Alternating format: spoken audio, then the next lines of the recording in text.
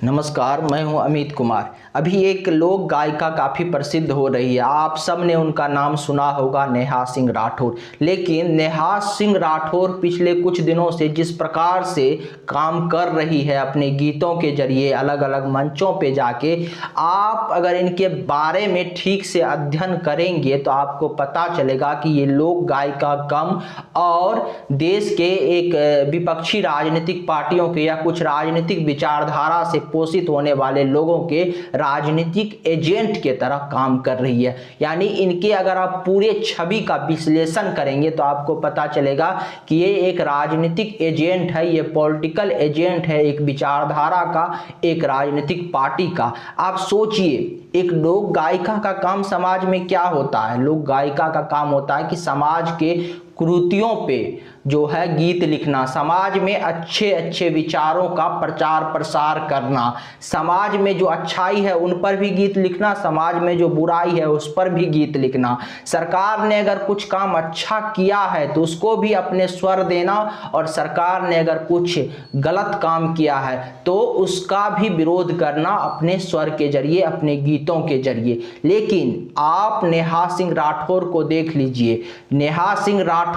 शुरू से ही, जो भाजपा सरकार है या मोदी सरकार है या योगी सरकार है, हमेशा आप इनको इसके विरोध में गीत लिखते देखेंगे। और जब भी छोटी से छोटी घटना, भाजपा सरकार में कुछ गलत चीजें होती है या छोटी से छोटी घटना घटती है कहीं भी, या आपराधिक किस्म का या राजनीतिक किस्म का किसी भी प्रकार का, तो उसको ये आड़े हाथों लेती है और उस पे ये तुरंत एक गीत लिखती है और हमेशा अपने गीतों के जरिए यह आलोचना करती है सरकार की। सरकार की आलोचना कीजिए, सरकार ने कुछ अगर गलत किया है तो आलोचना कीजिए, लेकिन आप देश के सभी सरकारों के प्रति समान भाव रखिए। क्योंकि लोक गायिका का जो भूमिका होता है, अगर आप लोक गायिका का चोला ओढ़ी हुई है तो आपको समझना चाहिए कि लोक गायिका का जो भूमिका होता है वो निष्पक्ष होता है, वो किसी के पक्ष में नहीं, किसी के विपक्ष में नहीं। लेकिन आपको निष्पक्ष कैसे माना जाए?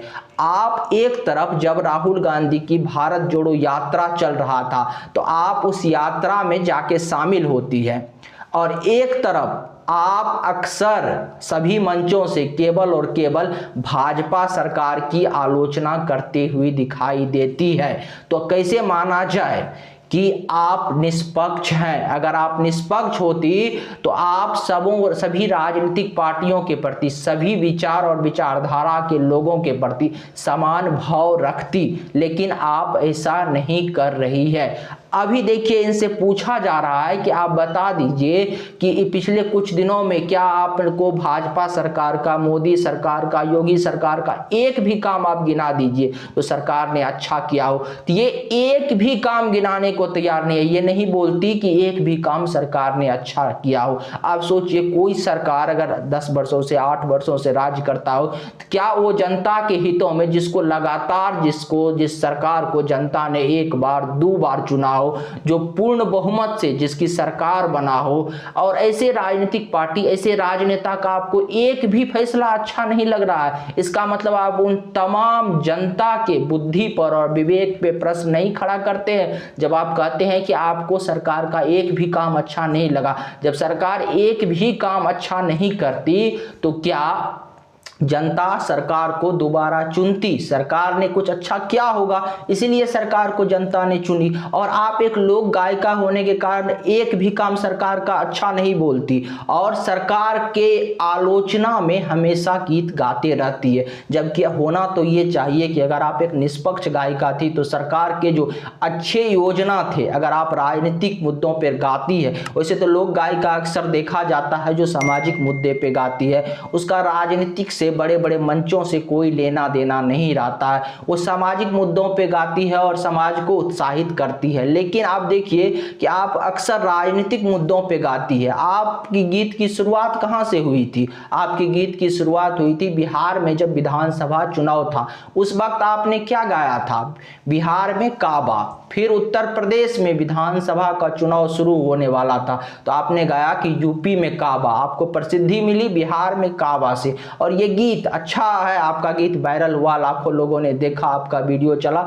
और यहाँ से आपका प्रसिद्धि मिलने के प्रारंभ हुआ, यहाँ से आपको प्रसिद्धि मिलने लगी। और सोचिए अगर आपको नहीं लगता कि इस प्रकार के गीत नहीं गाया जाना चाहिए, आप लोकतंत्र में अभिव्यक्ति की आज़ादी के नाम पर कुछ भी गा देंगे। बिहार में काबा, यूपी में काबा, क्या आपको पता नहीं है कि बिहार में कितना कुछ है? आपको पता नहीं है कि यूपी में क्या क्या है? आपको पता नहीं है कि बिहार हो चाहे यूपी हो चाहे भारत हो, इसका प्राचीनतम इतिहास कितना महान है। आप सरकार की आलोचना कीजिए, आप समाज में जो है समाज की कुरीतियों पे गाइए, आप समाज के लोगों को उत्साहित कीजिए, लेकिन आप पूरे के पूरे जब ये कहते हैं कि बिहार में काबा, यूपी में काबा, तो पूरे के पूरे उस प्राचीन व्यवस्था पे, पूरे के पूरे जो सिस्टम है बिहार या यूपी के, जो धरोहर है, जो महापुरुष है, जो मठ मंदिर मस्जिद है, उन सब पे आप प्रश्न नहीं खड़ा कर देते जो यहाँ तो कुछ है ही ना है। इस प्रकार के आपके गीतों से ये प्रश्न खड़ा नहीं हो जाता।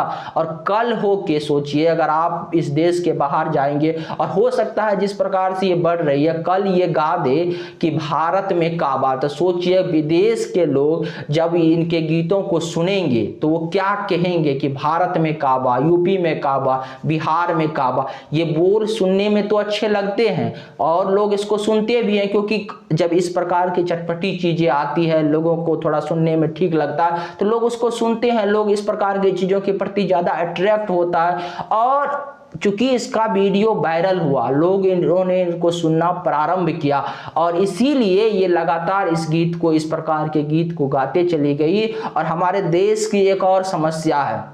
हम प्रसिद्धि का आकलन केवल इस बात से करते हैं कि कोई व्यक्ति अगर कोई पोस्ट डाला है फेसबुक पर तो उनको कितना लाइक गया है, कितना शेयर गया है, या कोई व्यक्ति अगर किसी भी विषय पर कोई वीडियो बनाया है, कोई भाषण दिया है या कुछ इस प्रकार की चीज़ें किया है तो उसके वीडियो पर कितना व्यू आया है, उसको कितना लोगों ने देखा है। हमारा प्रसिद्धि का मूल्यांकन ये है और इस मूल्यांकन को हमको बदलना पड़ेगा। हमको समझना पड़ेगा कि आज हमारे देश में कई लोग हैं जिनको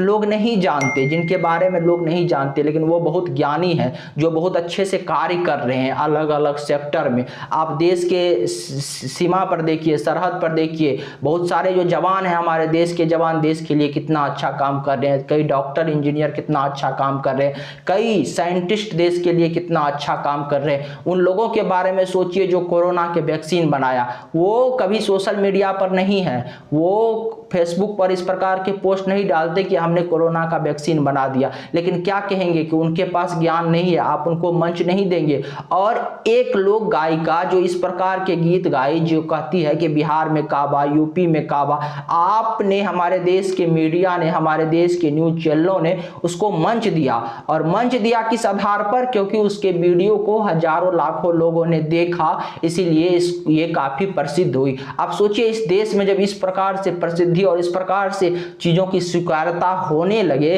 तो जो आज देखिए पिछले कुछ दिनों पहले ही एक डाटा आया हुआ था जिसमें कहा गया था कि जो भारत के लोग जो है जो अश्लील कंटेंट है, वो अश्लील कंटेंट को इंटरनेट पर लाखों करोड़ों लोग सर्च करते हैं। तो इसका मतलब क्या कि आप जो अश्लील कंटेंट बनाने वाले लोग हैं उसको आप मंच पे जगह दे देंगे, जो अभद्र या अश्लील कंटेंट परोसते हैं समाज में उनको आप बता देंगे कि वो बहुत प्रसिद्ध हो गई और उनको उस हिसाब से आप प्रसिद्धि तय करेंगे। तो ये प्रसिद्धि तय करने का ये पैमाना कहां तक सही है? और यही हुआ नेहा सिंह राठौर का गीत। काफी चीजें ऐसा होता है जो समाज में आता है, समाज के काफी लोग उसको पसंद नहीं करते हैं, लेकिन फिर भी जब उस विषय पे चर्चा शुरू हो जाता है तो जो लोग पसंद नहीं भी करते हैं वो उनको देखते हैं, वो उनको सुनते हैं। उनके पसंद करने से उसका कोई मतलब नहीं है, क्योंकि चीजें जब वायरल होती है इंटरनेट पर और आपके सामने आता है, अच्छा थंबनेल लगा हुआ रहता है, अच्छे ऊपर से जो लिखा हुआ रहता है, अच्छे अच्छे शब्दों में जो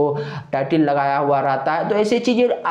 आसानी से लोगों तक पहुंच जाता है। और लोगों के पास सामने जब आंखों के सामने ऐसी चीजें आता है तो लोग एक बार उसको खोल के इंटरनेट पर देखना चाहता है, और जब एक बार लोग खोल के देखता है तो इस प्रकार से अधिक लोगों तक वो चीजें पहुंचती है। इसका मतलब ये नहीं कहा जा सकता कि उन चीजों को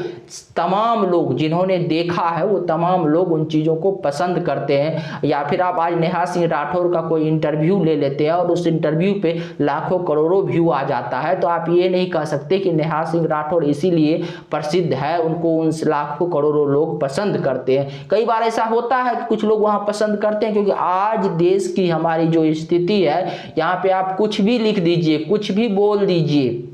किसी भी विषय पर वीडियो बना दीजिए, अगर लाखों करोड़ों लोगों तक आपका वीडियो पहुंच गया तो उसमें से कुछ ऐसे लोग निकल जाएंगे जो आपके प्रशंसक वर्ग होंगे, जो आपके बातों को पसंद करेंगे, जो आपके फैन फॉलोइंग में तब्दील हो जाएंगे, जो आपके फैन बन जाएंगे। लेकिन कुछ लोग आज देखिए ना, जो भी विचारधारा है, हर तरह के लोगों का आज समर्थक अपने देश में मिल जाएंगे आपको, चाहे वो अच्छाई समाज में परोसता हो, चाहे वो नकारात्मक चीजें समाज में परोसता हो, उनका भी आपको कई बार देखते होंगे कि आप नकारात्मक जो निगेटिविटी फैलाने वाले लोग हैं, कई बार कई कारणों और इस प्रकार से वो चीजों को रखते हैं कि उनका भी फैन फॉलोइंग तैयार हो जाता है और उन चीजों को भी लोग पसंद करने लगते हैं। अगर ऐसा नहीं होता तो कई बार जो निगेटिव कंटेंट होते हैं, जो गलत कंटेंट होते हैं, सरकार जब वो फैलने लगती है तो सरकार उस पर प्रतिबंध क्यों लगाती है, सरकार उस पर रोक क्यों लगाती है, प्रशासन उस पर रोक क्यों लगाती है, या कुछ इस प्रकार के जो अश्लील वीडियो होते हैं या जो इस प्रकार की वीडियो होते हैं जो समाज में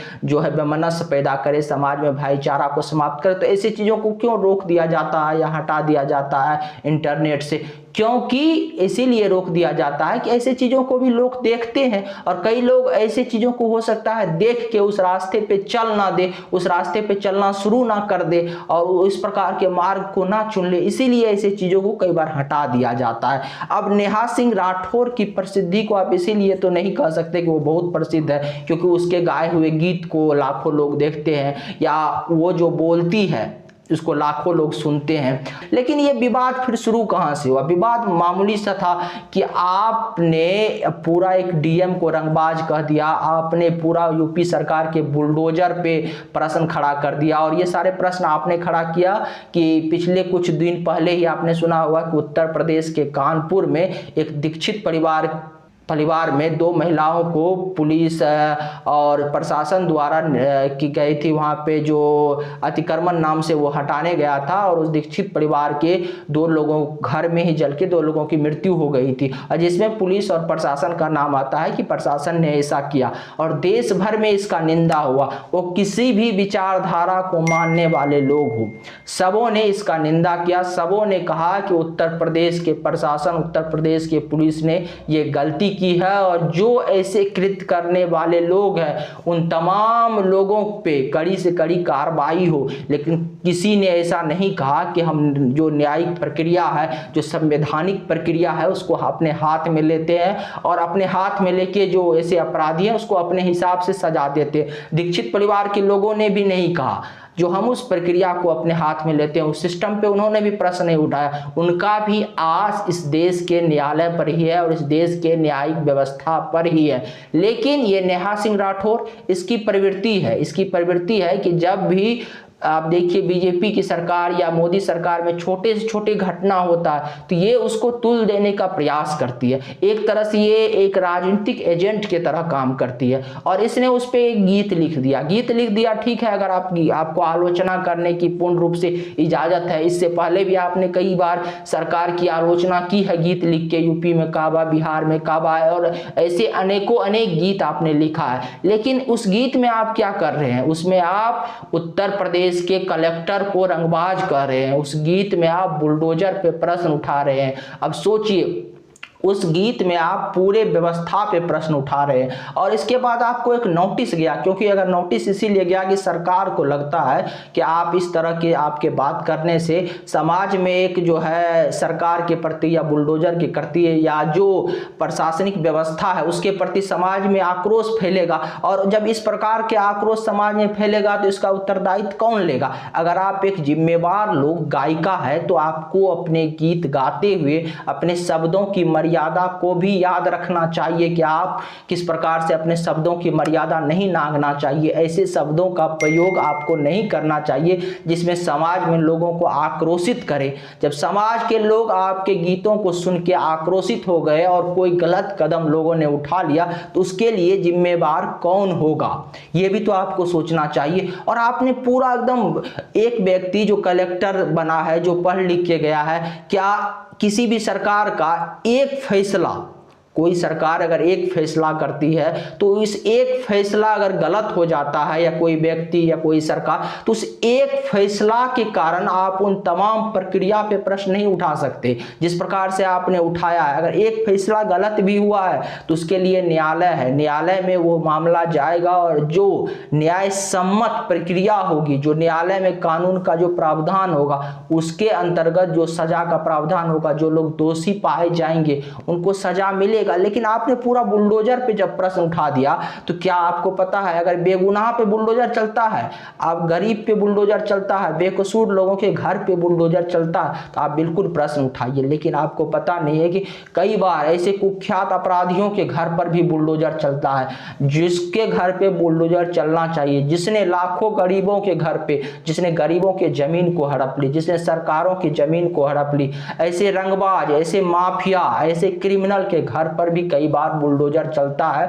और ऐसे क्रिमिनल के घर पे जब बुलडोजर चलता है तो चलना चाहिए, और ऐसे क्रिमिनल के घर पे बुलडोजर चलता है तो इस देश की जनता उस प्रकार के बुलडोजर को समर्थन देती है। इसीलिए बार बार ऐसे बुलडोजर चलाने वाले सरकार को इस देश की जनता चुनती है। और बार बार अगर कोई सरकार आप एक के बाद एक चुनाव जीत रही है, कोई सरकार लगातार 2 बार विधानसभा चुनाव जीत के पूर्ण बहुमत से आई हुई है, केंद्र में पूर्ण बहुमत की सरकार है, और आप उसके उस प्रक्रिया पे प्रश्न उठा देते हैं और आप कहते हैं कि सरकार ने एक भी काम अच्छा नहीं किया। अगर सरकार एक भी काम अच्छा नहीं करती तो उनको जनता क्यों चुनती? इसका मतलब आप पूरे के पूरे जनता के विवेक पे प्रश्न उठा रहे हैं। आप कह रहे हैं कि जो जनता ने उनको पूर्ण बहुमत दिया है वो विवेकशील नहीं है, उनके पास विवेक नहीं है, और केवल आपके पास विवेक है। आप ही जो बता रही है, आप ही जो बोल रही है वही सही है, और वो उन जनता के पास विवेक नहीं है जो बार बार उस सरकार को पूर्ण बहुमत दे रही है। पूर्ण बहुमत क्यों दे रही है? कि सरकार के कामों से वो प्रसन्न है। कुछ काम तो जनता को पसंद आया होगा जो सरकार ने किया, इसीलिए सरकार को बार बार चुन रही है ना। लेकिन आप किस प्रकार से एक राजनीतिक एजेंट की तरह काम कर रही है, लोक गायिका का वेश धारण करके, और ये कहां तक जायज है और इसको कहां तक सही ठहराया जा सकता। आप उन तमाम मामलों को भी उठाइए ना जहां पे बुलडोजर चलना चाहिए था, जहां पे अतिक्रमणकारियों के घर पे बुलडोजर चला, जहां पे गरीब लोगों की जमीन कब्जा करने वाले लोगों के घर पे बुलडोजर चला, बड़े बड़े क्रिमिनल के घर पे बुलडोजर चला, उन सारे मामला को भी आप उठाइए। लेकिन वहां बुलडोजर को आप गलत कैसे कह सकती? हालांकि जब गरीबों के घर पे बुलडोजर चला, बेगुनाहों के घरों पे बुलडोजर चला, तो उसको आप गलत कहिए, उसकी आलोचना कहिए। लेकिन एक घटना कारण आप पूरे प्रक्रिया की आलोचना नहीं कर सकते, उस पूरे प्रक्रिया पे आप प्रश्न नहीं खड़ा कर सकते, इस देश के संविधान पे आप प्रश्न नहीं खड़ा कर सकते, इस देश के कानून व्यवस्था पे प्रश्न नहीं खड़ा कर सकते आप। और आपको दिया क्या गया था? सरकार के तरफ से आपको एक नोटिस दिया गया था। इस देश में हजारों लाखों लोगों को रोज नोटिस मिलता है, हजारों लाखों लोग अदालत का चक्कर लगाते हैं, और वो अभी कभी इस प्रकार से नहीं करते, उनको प्रसिद्धि नहीं मिलती और उनको प्रसिद्धि पाने की इच्छा भी नहीं होती, वो न्यूज चैनल पे नहीं जाते, क्योंकि वो हजारों लाखों लोग इस देश में बरसों बरस न्यायालय का चक्कर लगाते हैं न्याय पाने के लिए, और आखिरी तक जब वो उम्मीद यही लगाए रहते हैं कि उनको न्यायालय से ही जो न्याय मिले, और वो अपने सरकार पे, वो अपने देश के संविधान पे, वो अपने देश के विधान पे भरोसा रखते हैं, और वो इस प्रकार की चीजें नहीं करते, इस प्रकार के काम नहीं करते। क्योंकि आपको प्रसिद्धि पानी है, इसीलिए आप एक नोटिस का जवाब ना देके आप इस मामले को इतना तुल दे रही है, और आप पुलिस को कह रहे हैं कि आइए हमको गिरफ्तार कीजिए, आइए हमको गिरफ्तार कीजिए, और इस प्रकार से आप चाहती है कि पुलिस आपको गिरफ्तार करे और कुछ लोगों के, देश के कुछ लोगों की भावना आपके साथ जुड़ जाए और इस प्रकार से आपको प्रसिद्धि मिल जाए। और ये सारे नाटक आप प्रसिद्धि पाने के लिए कर रही है, क्योंकि जैसे ही पुलिस आपको गिरफ्तार करेगा,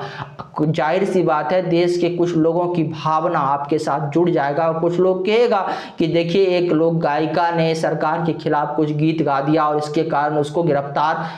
कर लिया गया, और इससे आपको प्रसिद्धि मिलेगी, इसीलिए आप पुलिस को ललकार रही है कि आइए हमको गिरफ्तार कीजिए, हिम्मत है तो हमको गिरफ्तार कीजिए। ऐसा आपका इंटरव्यू में दिख रहा है और ऐसे शब्दों का आप प्रयोग कर रही है, ये कहां तक सही है? और इस लोक गायिका का जो असली चरित्र है इस देश की जनता को समझना पड़ेगा। अगर आपको हमारी जानकारी अच्छी लगी तो चैनल को सब्सक्राइब कीजिए, वीडियो को शेयर कीजिए। नमस्कार, धन्यवाद।